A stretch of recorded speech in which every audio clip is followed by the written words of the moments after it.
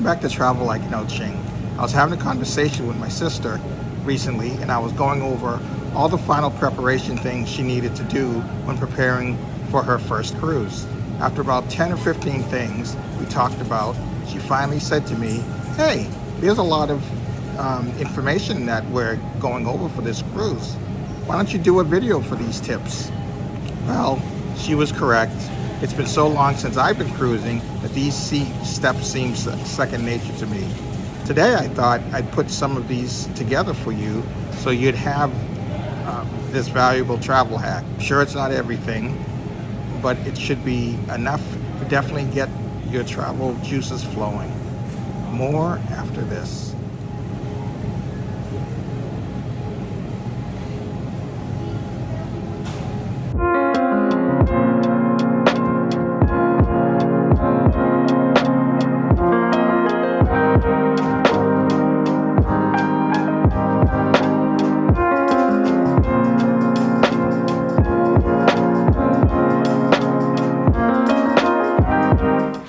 So happy you're here to join me today on what I think are some of the important things you need to remember as a first-time cruiser. It's been so long since I've been a first-time cruiser, so this information, although is covered in many other types of YouTube material, this is my take on it, so I hope you can get some tidbits of information. Some of it may be duplicating stuff you've seen, but some of it may be unique. So this is just my take on everything. Please leave me some comments below if you have any other questions, and let's begin. 6 months out.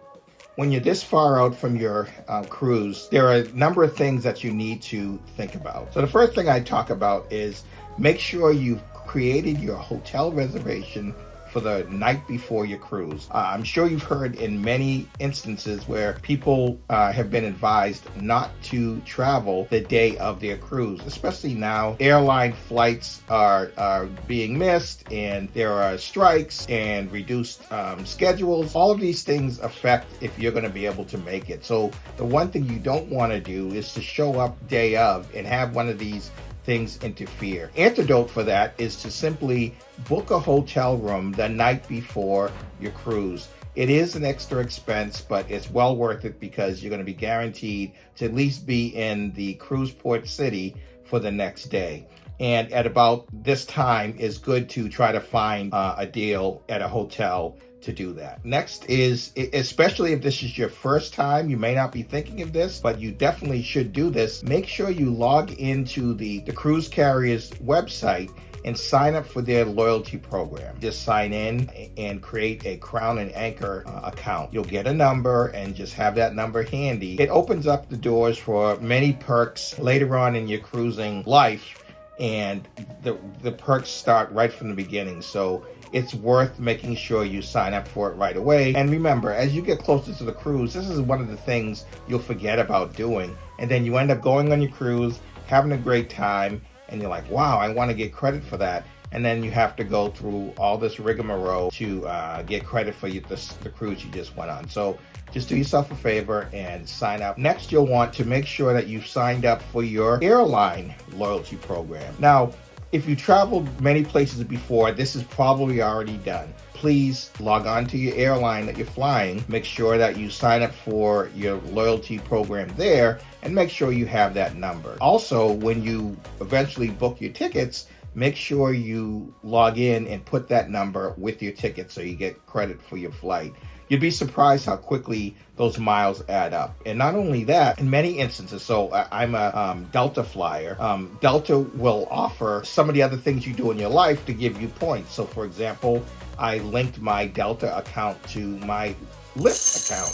So every time I take a Lyft ride, I'm also getting points towards my Delta. That's just one example. There are a whole bunch of other companies that tie into your airline programs for the different airlines, and you may as well get credit for that because those points add up quickly. Also, this far out, you'll want to establish your cash budget for your cruise.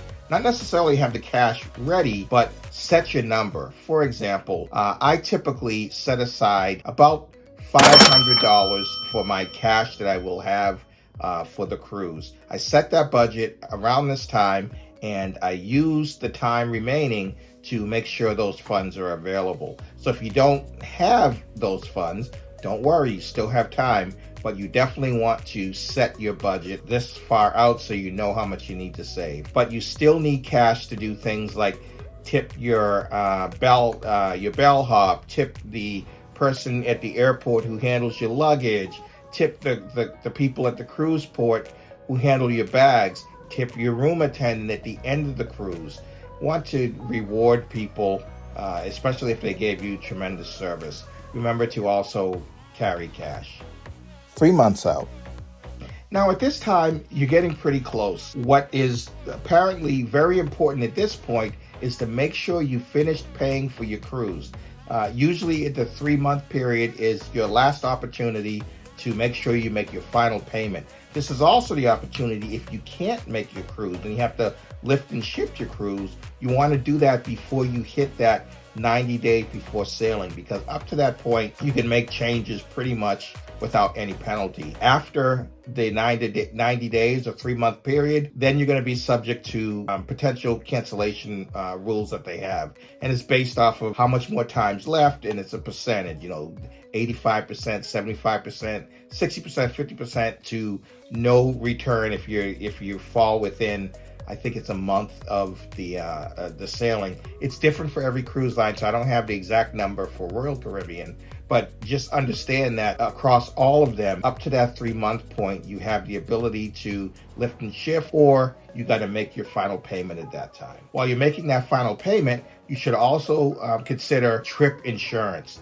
Now, I know a lot of people will avoid trip insurance because they think it's an extra fee. The way travel is right now, and inflation and all these other economic situations going on, you don't want to expose yourself to additional cost if you should suffer either your trip being canceled because of COVID, or you being sick and you can't go on your travel, or the airline having an issue and not getting you to the cruise port in time. All these things are very real situations that you want to plan for. It's very easy to just pick up an insurance policy to cover you for all of that. Yes, it's an additional fee, but it's literally, depending on who you're going through and what coverage you have, under $200 to ensure that you're protected. It's one of those things where, yeah, you're paying for your insurance, and the hope is you never have to use it. And yes, you're going to be losing that money because you're paying it to the insurance company. But the key is, if you have any incident, illness, cancellation, this insurance is in place so that you can leverage it, and it will save you hundreds, if not thousands of dollars if you have any type of loss that's covered under the insurance. Now, I don't recommend any one insurance company over another. I do use this company above, which I will show you a picture of, but I'm not saying that's the best one. It's up to you. The cruise lines do offer insurance. I don't have any information on how good that insurance is, because I do like the insurance company that I've had for years. Actually did a video on an experience I had with my insurance where I had to use it. So because of how they treated me, and were able to save the rest of my trip, and that's located above here as well. I am a strong advocate for folks getting insurance, so make sure you do that for yourself and your family as well to secure your vacation. The other thing you'll want to do is to verify that your passport and all your travel documents are up to date and are ready to go. Put them in a place where you understand where they're at. Also, take a look at your expiration of your passport. You have to have at least 6 months remaining on the end date of your passport to travel. So, for example, I have another video where my passport was about to run out, and I just waited too long. It was okay for one cruise I was going on, but for another cruise, I had to renew, and it was a big rigmarole on if I was going to be able to get my passport in time. Fortunately, I did get it done. It was expedited, but I never want to go through that trouble again. That video is here. Take a look at that. So again, look at your passport, look at when it expires, and if you're ready to go, make sure you have at least 6 months available on the back end of your passport if you're going to use that to travel. Finally, for this category, my suggestion is start purchasing your airfare. Now, I say start purchasing because I use a different strategy than most. I like to buy one-way segments. Well, why do I like to do that? Well, because of all the cash outlay, and sometimes my cash flow isn't such that I can just plop that all down. I don't want it sitting on a credit card, gaining a lot of interest. What I like to do is I like to buy in one-way segments. So I'll buy my first segment now, wait a pay period, and buy my second segment. And the reason why I like to do it at this point is it gives you enough time to get the best possible flights and the best possible combinations. The other reason I like to buy one-way segments is I may find a significantly cheaper flight on a different airline. So I want to be able to have that flexibility to take advantage of that. So there are definitely pros and cons for buying one-way segments, and I'm not going to tell you need to do that, but it is at this point you'll want to start working on getting your airfare. So whether you buy a round-trip ticket or one-way segments, this is the time to do that. 2 months out. All right, we're getting closer. At this point, what you'll want to do is to send away for your proctored COVID-19 test. Prior to getting onto the ship, you're going to have to prove that you are COVID-free or COVID negative. And the way you could do that is with a proctored test. The cruise lines offer them. This is the one that I used and I still use, and it's very easy. Again, there's a lot of YouTube material out there showing people getting this test and ordering it and going through the motions of that. You can find that anywhere. But the company that I use is the one listed here. They're pretty good and it's very easy. Just before I check out of my hotel, I'll go through the process of taking my test.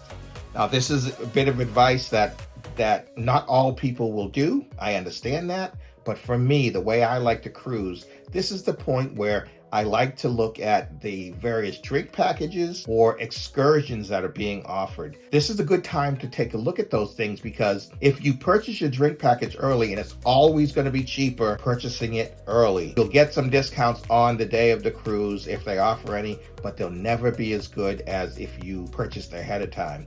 The good thing about purchasing ahead of time is the earlier you purchase and you're moving towards your embarkation date, if the price of the package goes down, and you can easily monitor that, you could simply call up Royal Caribbean or whatever cruise line you're going to, say that you want the cheaper price and basically cancel what you had and then book at that lower rate. The key reason you want to do it early is you want to lock in that price. Most cruise lines have moved to this thing called dynamic pricing, where the price is based off of the occupancy and the destination and the popularity of a cruise. So you can get a drink package as low as $70 a night, or you can get a drink package as high as $90 a night. Don't freak out. It is what it is. And even at those higher prices, you'll see that if you waited to get on the ship, the prices are even higher. If you enjoy an adult beverage, don't fool yourself. You're not going to just drink like 1 or 2 beers. I mean, you're just not going to do that.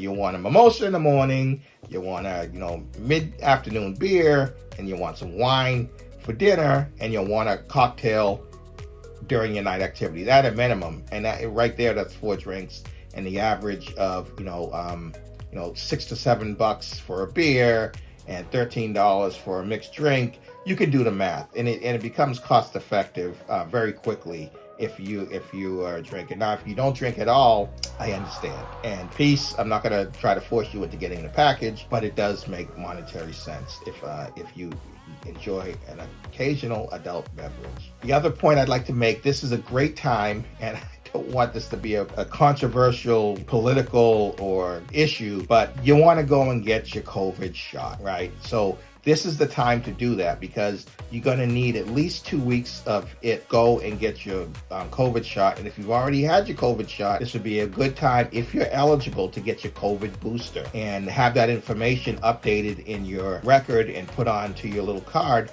because you want to bring that information with you to the cruise line. It just makes life a whole lot easier. It is true that the cruise lines are now starting to allow unvaccinated travelers to travel. However, there are a whole bunch of other hoops. You have to get medical exemptions or religious exemptions, and the percentage of folks who seek those types of exemptions is really low. So I wouldn't count on being able to do that if you wanted to do that. Although it is an option. So I'm going to give you the truth and the information. It is an option for you. 1 month out. Okay, for this one, now we're 1 month out. We're getting really close. You must be tasting those margaritas right now, because I know I am. At 1 month out, this is a suggestion. So again, this here is only if you plan on being with a publicly traded cruise company. Not all of them are publicly traded. There are 3, and the 3 are here. I'm listing them. It's Royal Caribbean, Carnival, and Norwegian Cruise Line. And they are publicly traded companies, which mean they offer stock. What many people don't understand or realize is if you have 100 shares of either company, it's going to, quote unquote, pay you dividends in more ways than one. Every sailing, let's say a 7-day voyage, 5 to 7 day voyage, you will get a $100 bump credit on your account just for being a shareholder.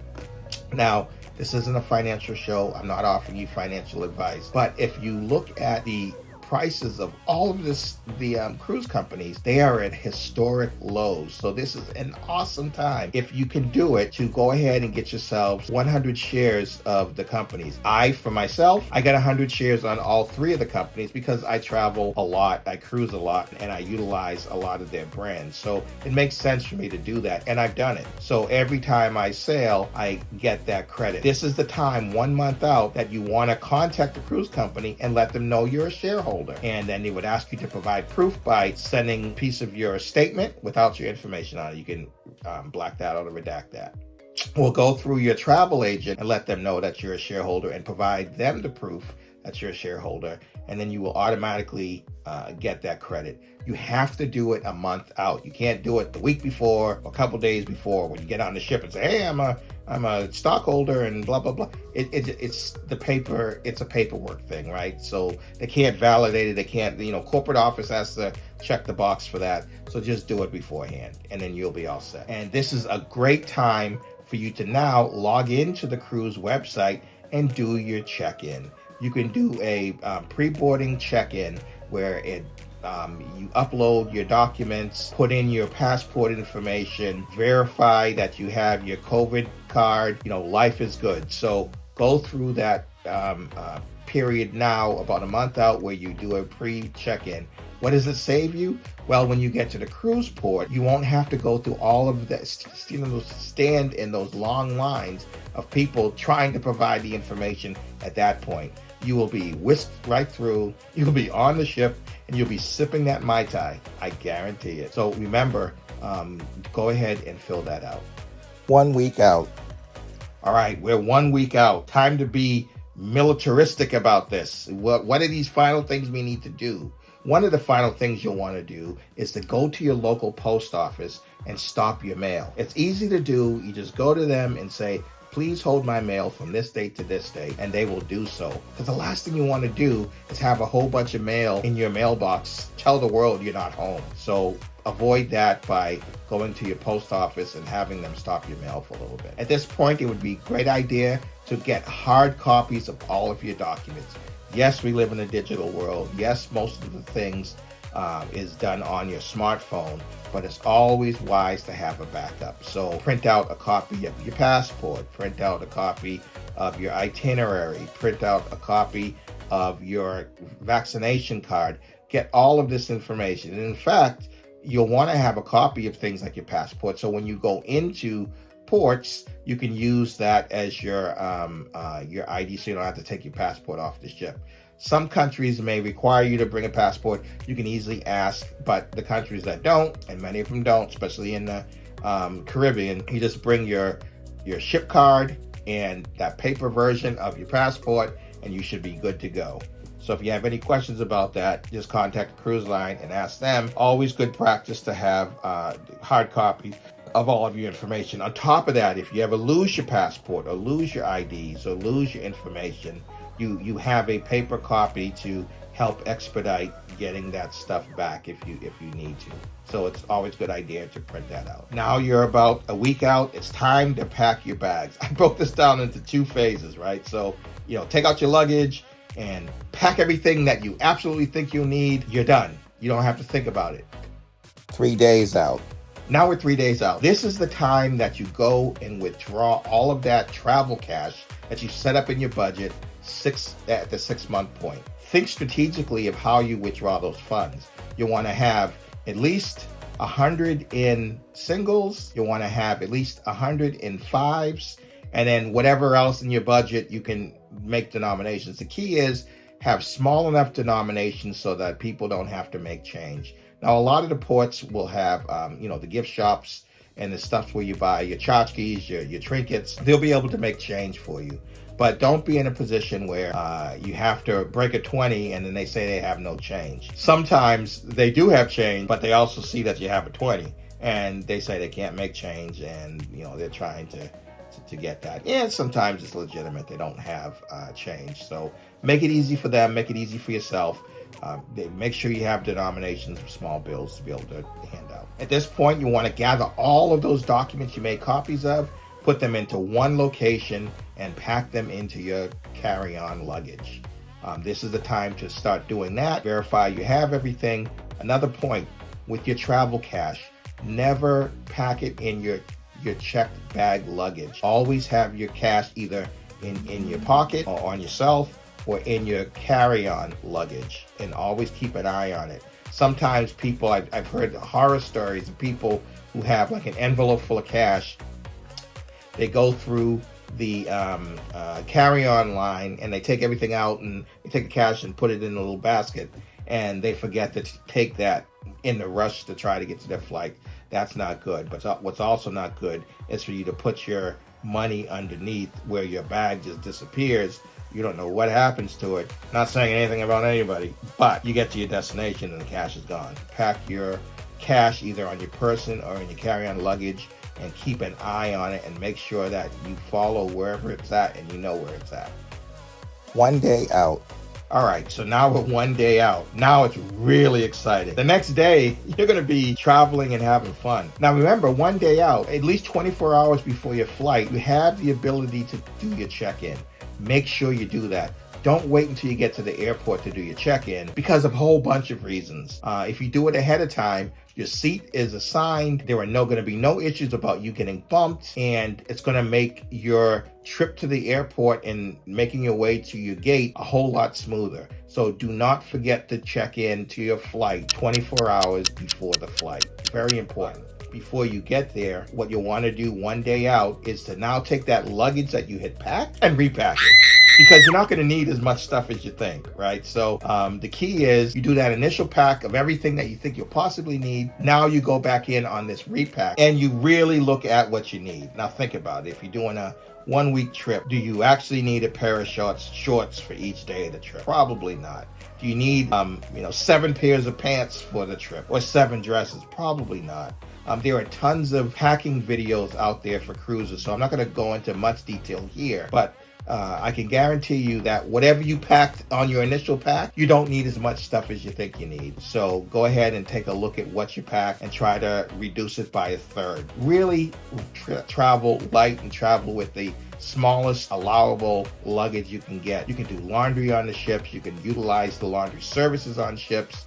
You can do laundry at your hotel. You can even do laundry in the sink if you don't want to pay for any. Or you can pack detergents with you and do your own laundry on the coin operated laundry machines on most of these ships. So please pack lighter than you think you need to pack. However, make sure you have one formal outfit for your formal night, because that is fun. You don't want to miss out on that. I know you like your Bermuda shorts and your Hawaiian shirt, but pack, one nice shirt, one nice suit or pair of pants with a jacket, and you'll be good to go for any situations. In the woman's case, one nice dress that you'll wear and a nice pair of shoes.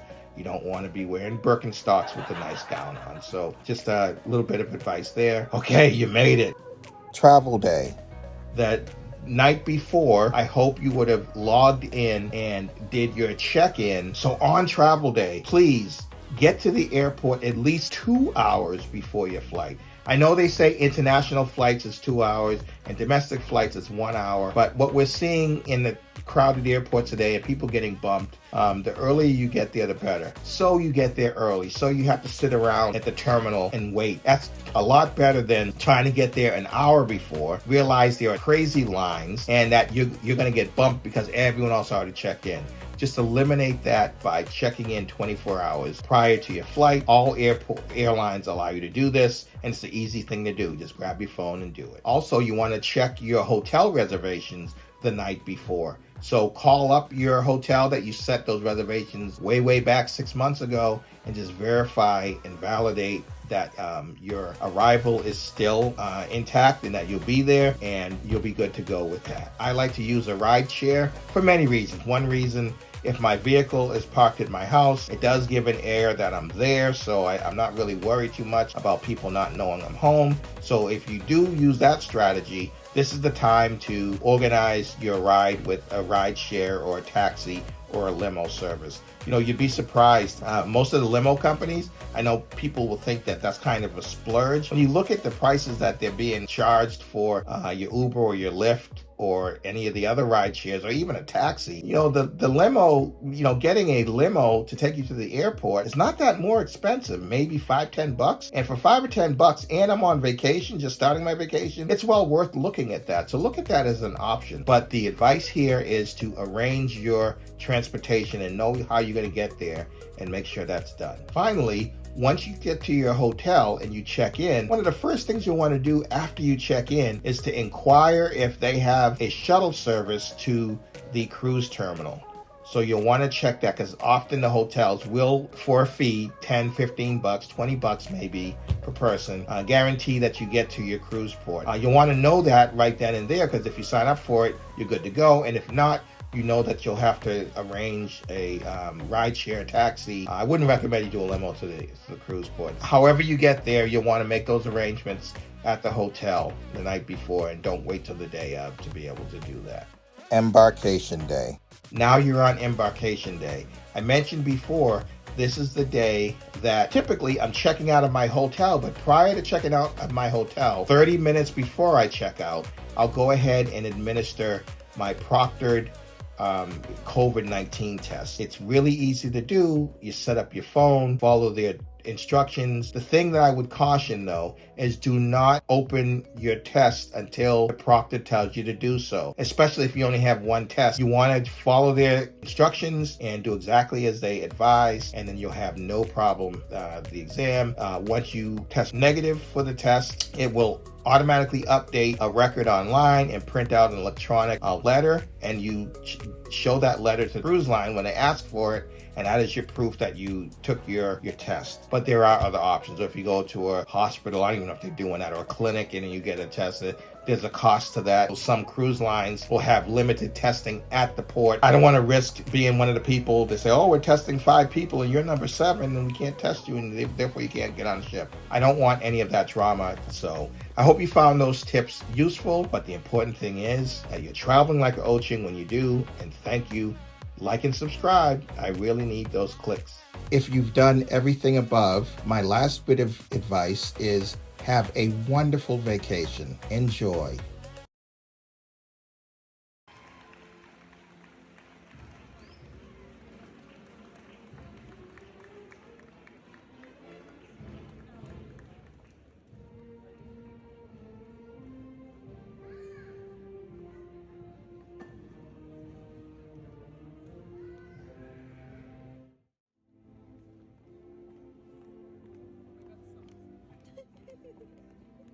Abdara and Ojang.